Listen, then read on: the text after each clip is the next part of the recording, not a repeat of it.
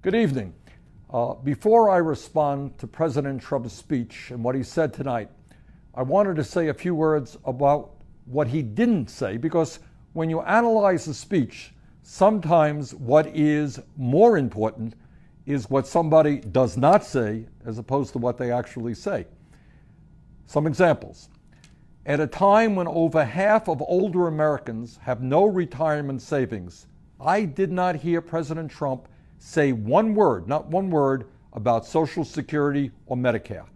During the campaign, as we all remember, President Trump promised over and over and over again that he would not cut Social Security, Medicare, or Medicaid. It was a cornerstone of his campaign. But in his first address to the nation, he didn't even mention Social Security or Medicare once, not a single time. Even worse, President Trump has proposed a massive cut to Medicaid, massive cut, threatening the nursing home care of millions of senior citizens and the health care of many, many of our children. I urge President Trump, keep your promises. Tell the American people, tweet to the American people that you will not cut Social Security, Medicare, and Medicaid. Further, I did not hear President Trump tonight mention the words income and wealth inequality, or the fact that we now have the widest gap between the very rich and everyone else since the 1920s. I did not hear President Trump mention the fact that as a result of the disastrous Citizens United Supreme Court decision, a 5-4 decision, we now have a corrupt campaign finance system that is allowing billionaires to buy elections and undermine American democracy. How could you give a speech to the nation and not talk about that enormously important issue? Furthermore, not only did President Trump not mention the issue of voter suppression, what Republican governors are doing all over this country to make it harder for people to participate in our democracy, but the truth of the matter is his administration is now working overtime with Republican governors to make it harder for young people, low-income people, senior citizens, and people of color to vote. That is an outrage. Perhaps most astoundingly, at a time when the scientific community is virtually unanimous in telling us that climate change is real, that it is caused by human activity, that it is already causing devastating problems in our country and all over the world, I did not hear President Trump say one word, not one word, about the need to combat climate change, the greatest environmental threat facing our planet. Not only did he not mention climate change, he pledged to increase our dependency on fossil fuels.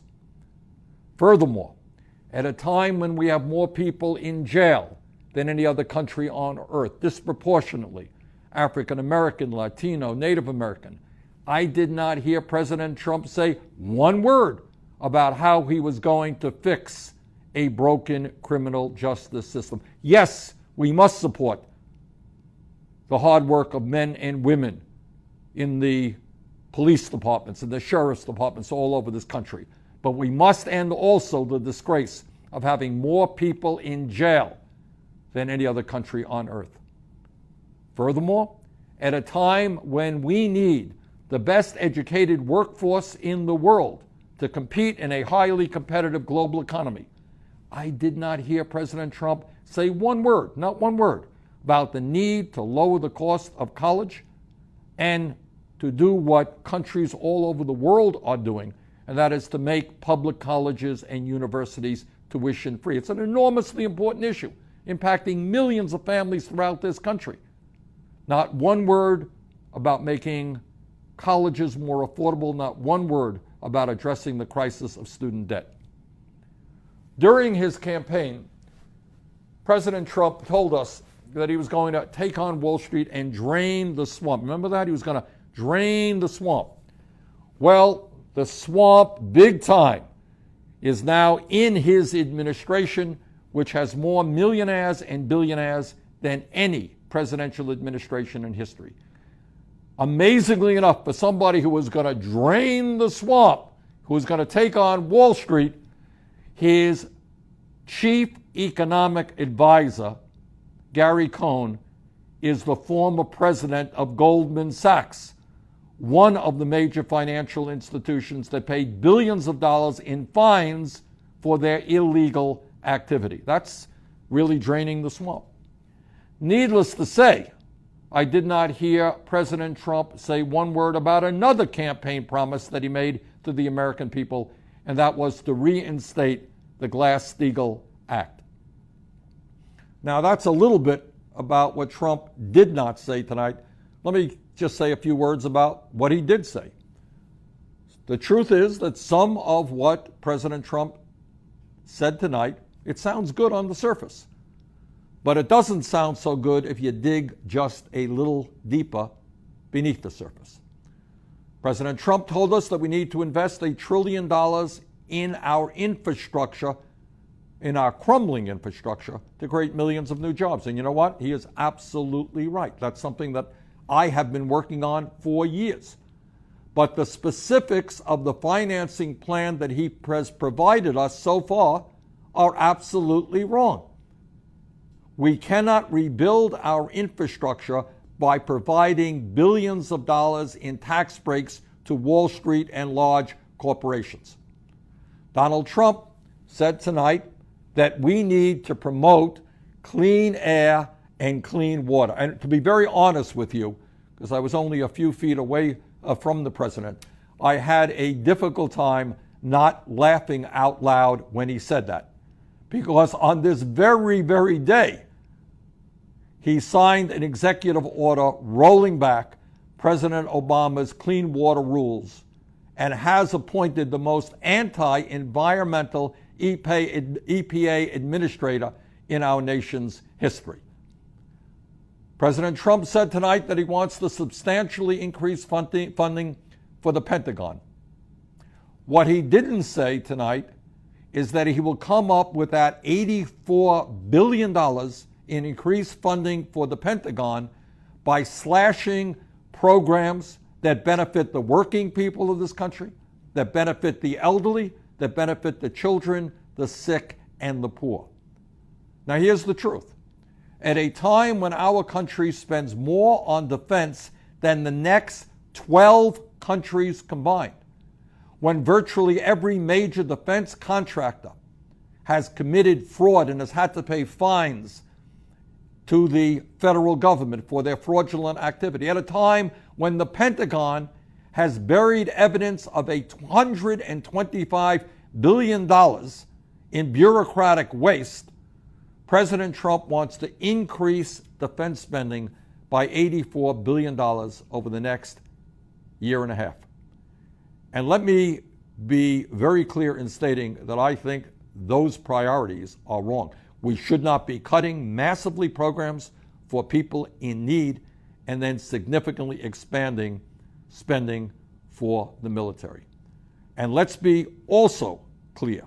The $84 billion that President Trump wants to pump into the bloated Pentagon budget could, just as one example, provide free tuition at every public college and university in this country and begin to reduce the crushing burden of student debt in America. That is a choice. Do we add another $80+ billion to the Pentagon, or do we allow every qualified young American the ability to go to college tuition-free in a public college and university and substantially reduce student debt? I think the choice is clear. I think we do not need to greatly increase Pentagon spending. And while President Trump wants to slash programs that the elderly, the children, the sick, and the poorest Americans desperately rely on, he also thinks that it is a great idea to provide nearly $3 trillion in tax breaks to the top 1%.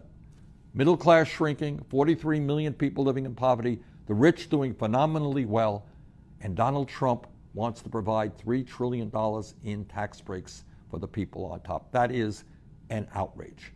Furthermore, President Trump claimed tonight that American corporations pay the highest tax rates in the world. We're going to have to lower substantially tax rates on large corporations. What he said is untrue, not true. According to the Government Accountability Office, one out of five large profitable corporations pays nothing, zero in federal income tax. Today, we are losing $100 billion in revenue every year because corporations are stashing their cash in the Cayman Islands and other offshore tax havens. These corporations don't need a tax cut. They need to start paying their fair share of taxes. Tonight, President Trump once again made it clear that he plans on working with Republicans in Congress who want to repeal the Affordable Care Act, throw 20 million Americans off of health insurance, privatize Medicare, make massive cuts in Medicaid, raise the cost of prescription drugs for seniors, eliminate funding for Planned Parenthood, while at the same time he wants to give yet another massive tax break to the wealthiest Americans, which is what would happen if the Affordable Care Act were repealed. As he did during his campaign, Donald Trump claimed that he would bring down the cost of prescription drugs.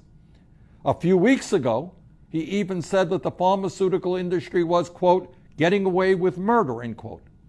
But if Donald Trump really wanted to take on the pharmaceutical industry, he would have told his Republican friends in the House and the Senate to pass legislation which I introduced today with 20 senators, allowing Americans to import safe, low-cost medicine from Canada. We should not have to pay the highest prices in the world for the medicine we use. Since the beginning of this year, we have seen unprecedented grassroots energy from Maine to California. Last week, at Republican town hall meetings across the country and at more than 150 rallies that took place from coast to coast, the American people sent a clear message about what they expect from Congress. As a result, the Republicans are getting very, very worried. They're not so cocky anymore about simply repealing Obamacare. And they should be worried because the American people are standing up. And what they are saying loudly and clearly is, no, you're not going to repeal the Affordable Care Act. No, you're not going to destroy it. You are going to improve it.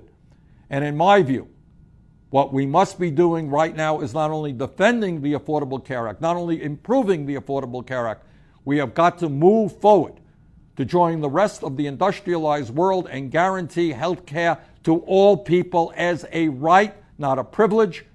We must go forward towards a Medicare for all single-payer program.